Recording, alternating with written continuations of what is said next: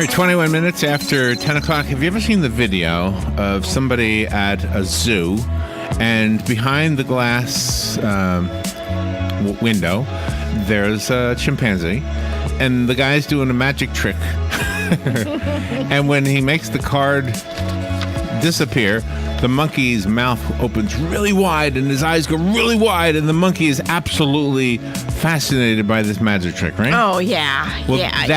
that's the beginning, the history of magic in the world of chimpanzees. Mm-hmm. I'm sure he went back to his friends and he said to his friends, "You're not going to believe this.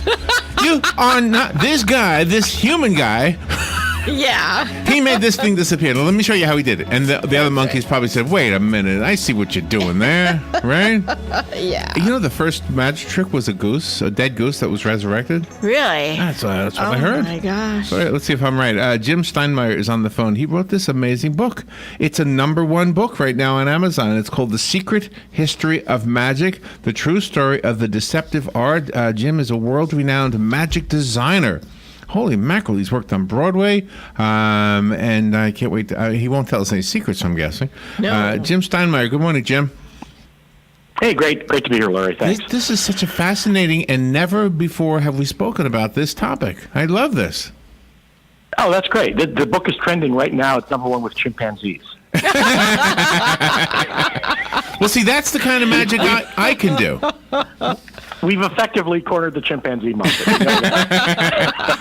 But see, I can. My dog, for example, I can have a cookie in my hand, and I can pretend to throw it across the room, and she'll go running for it, and she won't find it, and she doesn't know I just did a trick. And she's looking at me like, "Where did it go?" It's really interesting. It's really interesting that level of deception, and certainly works with some animals on that level. And of course, there's an element of that in what a magician's doing. There's that element of just sheer skill or sheer deception. But of course, one of the things you see all through history, and that's what we're talking about in this book, is how those basic skills are also then overlaid with something that makes it feel magical, makes it feel surprising, gives you a sense of wonder. And so we see a little of that, even in psychological experiments like that. And then, of course, you add the level of a performance, you add the level of a performer or an entertainer. And also, you're talking about cultural things. You're talking about things that are of interest to the audience at that time. And that's what ultimately makes it entertainment. So is it true that they killed a goose in front of a pharaoh and brought it back to life? What happened there? Well, you know what? I hate to disabuse you of that. Disabuse you? But that is absolutely. Well, I'm gonna. As we disabuse the goose. First of all, it's very interesting because that is certainly the popular account of a magician performing before the pharaoh, and we think that account is exaggerated. We think that account is actually a myth, and it's describing things that didn't happen. Now, of course, that leads to the question: what was that magician really doing? And I would say, we evaluate all of that stuff of what's possible and what isn't possible. And it is possible. It's certainly possible to give the impression that you're cutting the head off a goose and bringing it back to life. That is something that magicians did in later generations. And that might have been part of the show. And certainly elements of sleight of hand, a little stone in your hand that disappears and appears somewhere else. All of those things were part of the original version of magic, and those have worked their way forward, and they're still being performed by magicians today with variations. I'm curious about the history of magicianship or whatever as a career choice. I mean, I'm guessing it's probably throughout humanity where we tried to trick our cousin or a sister or somebody like that. But how, as far as making a living at it, how far back does that go? Well, that's a good question. Making a living at it, we want to associate that the great magicians of the past were all revered by the kings, and were royalty came to see them, and they were well paid. I think it's always been a catch as catch can existence. It's always been tough, and they've always been itinerant entertainers. Even the ones that perform for kings were itinerant entertainers, and they were trying to make a living. And of course, what that means is that certain people are probably brought to this. Certain people have the skill set. They have just that level of deception where they know how to deceive and intrigue an audience, but they're not quite dishonest enough to become a politician or a salesman. And so now they're going to use that skill for the good of mankind. And one of the things we learned from the amazing Randy was not to believe people who can fool us, because it's all a trick. Yeah, absolutely. No, I mean that level of deception is a basic part of magic. but that's not the only part of it. So yeah, all those people have to be skilled at deception.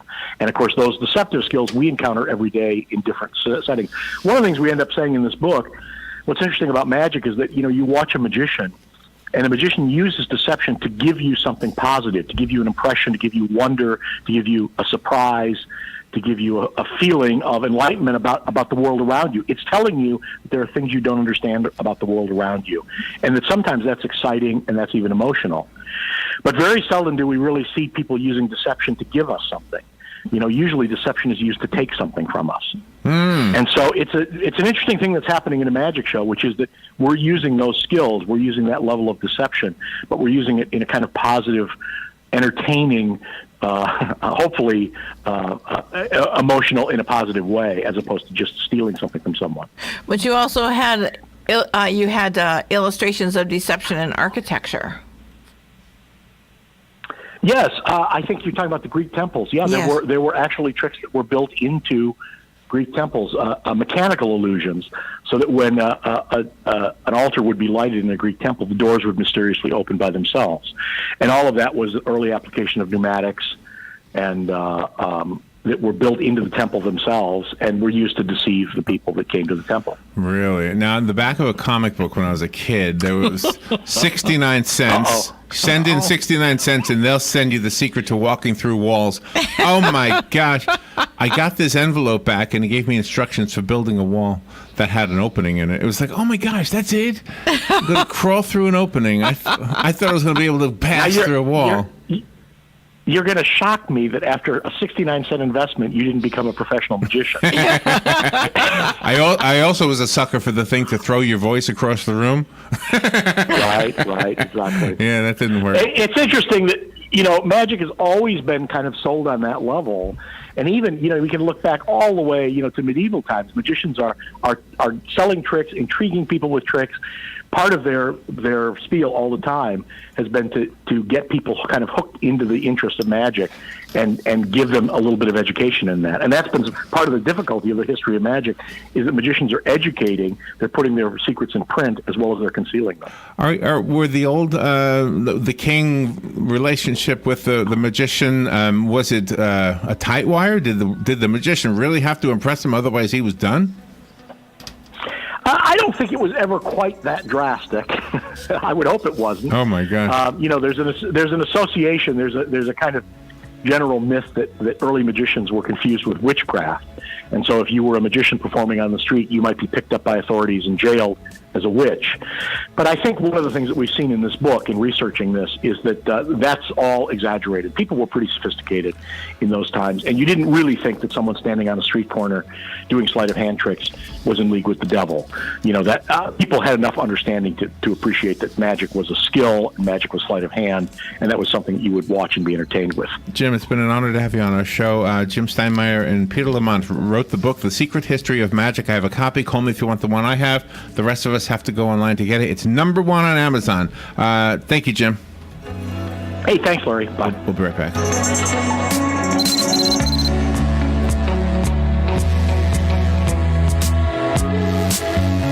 Google is hit with a $5 billion fine in Europe. The European Union's antitrust regulators are accusing Google of illegal restrictions on Android smartphone makers and mobile network operators. Specifically, Google is accused of abusing its Android mobile operating system to promote its own mobile apps and services dating back to 2011. Google is appealing. Fox's Ginny Casola.